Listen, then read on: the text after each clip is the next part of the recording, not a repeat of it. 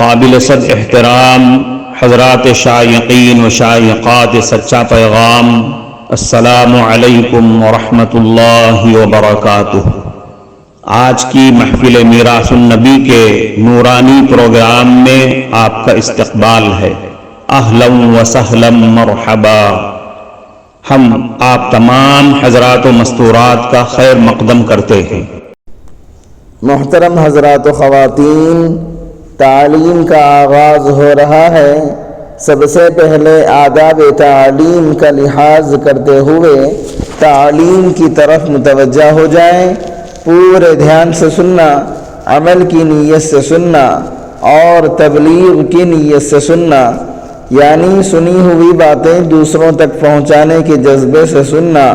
چند خاص آداب تعلیم ہیں، امید ہے کہ آپ حضرات ان آداب کا ضرور خیال رکھیں گے۔ جزاکم اللہ۔ بسم اللہ الرحمن الرحیم۔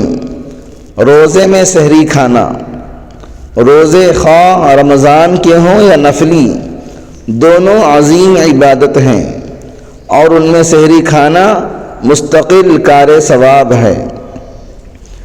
حضرت انس رضی اللہ عنہ فرماتے ہیں کہ حضرت صلی اللہ علیہ وسلم نے ارشاد فرمایا، سحری کیا کرو کیونکہ سحری میں برکت ہے۔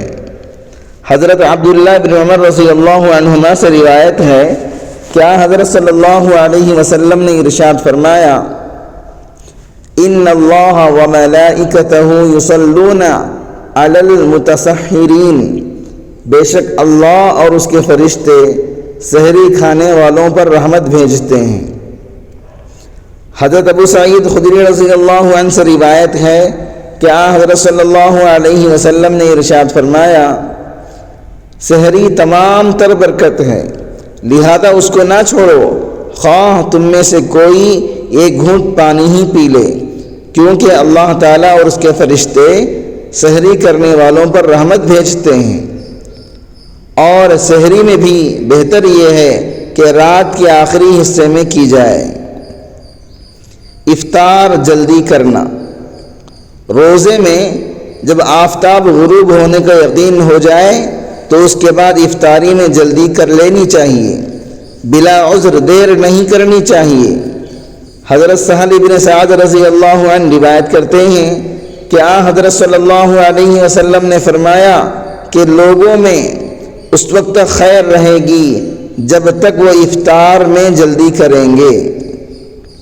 حضرت ابو ہریرہ رضی اللہ عنہ سے روایت ہے کہ آپ صلی اللہ علیہ وسلم نے فرمایا کہ اللہ تعالیٰ کو اپنے وہ بندے بہت محبوب ہیں جو جلدی افطار کرتے ہیں۔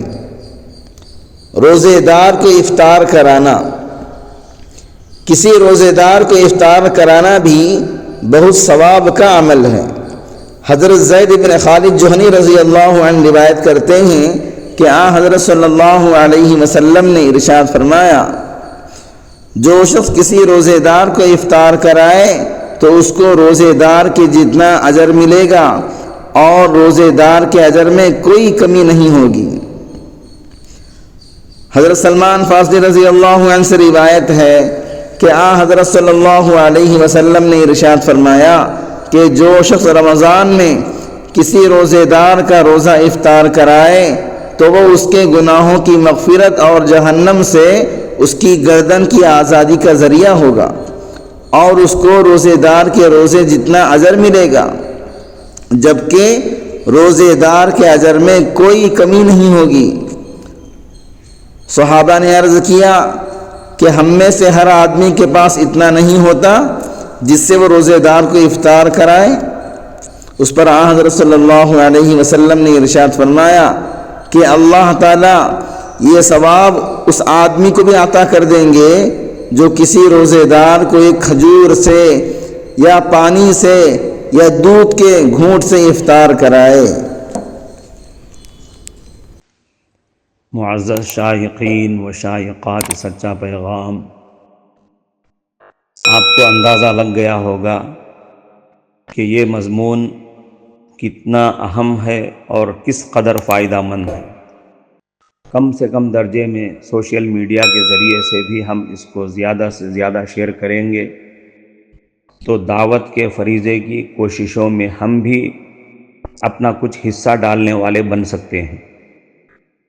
لہٰذا زیادہ سے زیادہ اس کو عام کریں تاکہ پوری دنیا کے ہندوؤں کی غلط فہمی دور ہو جائے اور انہیں یہ زمینی حقیقت معلوم ہو جائے، اور وہ اپنے اصل مذہبی لیڈر پیغمبر آخر الزماں حضرت محمد الرسول اللہ صلی اللہ علیہ وسلم کو ماننے پر مجبور ہو جائیں، اور کلمہ پڑھ کر آپ کے ساتھ ساتھ وہ بھی جنت میں جانے والے بن جائیں۔